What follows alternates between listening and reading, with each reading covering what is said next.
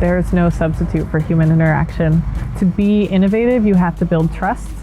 And to trust someone, you have to be able to see them in person. So that is why we do the onboarding process the way we do and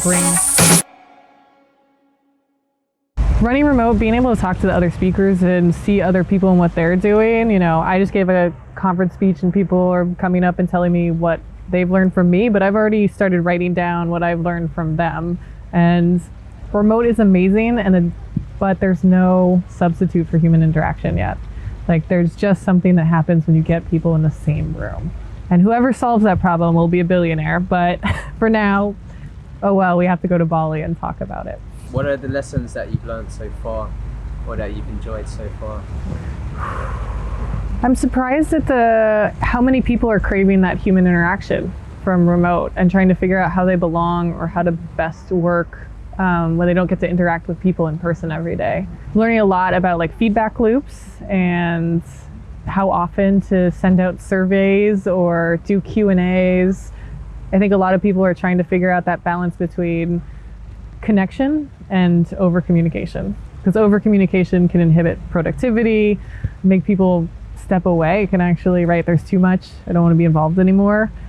But people want to know what's going on, they don't want to feel left out. So figuring out that balance has been really interesting to talk to people about how they're figuring it out. Does the remote side apply equally to everyone at GitHub? Could you tell me more about that and evolve from how does it apply equally in GitHub, and then how do you guys look for remote workers? So we don't view remote work and co-located work as equal. And by that, I mean, we give people what they need. And for those people that work in offices, we give them the flexibility to work from home if they want. They don't have to come in the office. We have people who work a couple blocks from our office and they come in once a week, and that's totally fine with us. We want to give them that flexibility to do their best work. On the other side of that, we don't give our remotes free coffee and snacks, right? We just couldn't ship them out or provide them with it, but they don't really need it. What they need is to be able to connect with people. So we do things like off or home office setup stipends. We pay for people's phones and internet so that they never have to worry about being connected. They can make sure they always have speedy Wi-Fi. Yeah, I don't think it's about being equal. The challenge becomes when you have a team that is primary co-located. And it doesn't have to be in an office. It could be, we have a ton of people in New York right now. And then you have one or two people that are on that team, but are in a different time zone. And we've learned that's not a really successful model.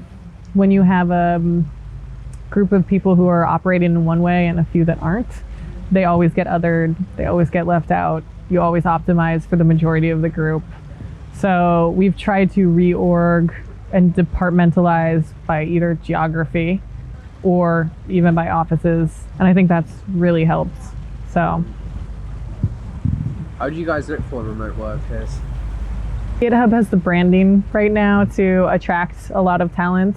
We're pretty open with our job requirements. If we'll say US or I think we hire from 34 states in the US. Rarely are we very prescriptive with our geography, and that allows us to attract a lot of people. And then the hiring process is also team dependent, and our recruiting team works with that team to create, whether it's a technical test or it's a presentation that they have to do, or who is the core group of people that they need to interview with. Right now we're testing out the idea of hiring by committee. So essentially people will meet with their interview candidates, and then that candidate will go in front of a committee.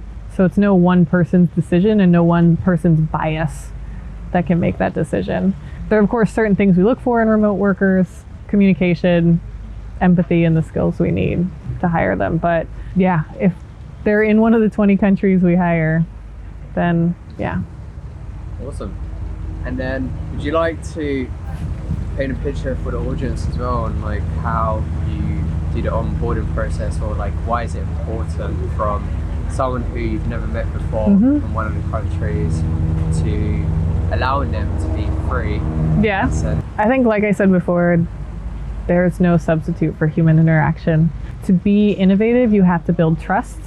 And to trust someone, you have to be able to see them in person. So that is why we do the onboarding process the way we do and bring everybody in every 2 weeks for a new hire class. We do 2 days of intensive boot camp.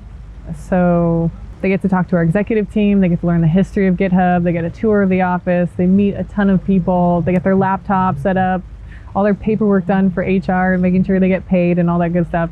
And then they get to meet with and work with their manager. So that's super important because for a lot of remote employees, they won't see that person again for months, not a whole year.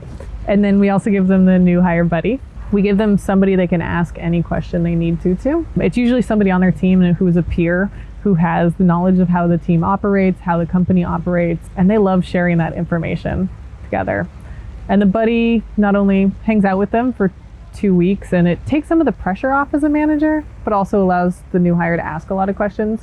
And then they do 30, 60, 90-day check-ins. So it's not like 2 weeks, I'm done. It builds a relationship between two people. So, I mean, I think what the companies are doing now is just really setting the groundwork for what the next gen of companies, of remote companies, are going to do that's just going to blow our minds. And I think as the technology gets better, it's that balance. And so I think that's why this is exciting for me, because like documenting the beginning of something, like I feel like we're going to hockey stick on this one. Why is that? Why are we going to hockey stick? Lara, tell us. I feel like we're all still early adopters in this remote work thing, and we're still testing it out. Remember, the internet has been around for not that many years. It's still very new to humans, but we have a whole generation now that was born with it. There never was not an internet. I did not have the internet. I remember AOL CDs, and dial-up and the noise it made. So we're still from a childhood that was very analog, right?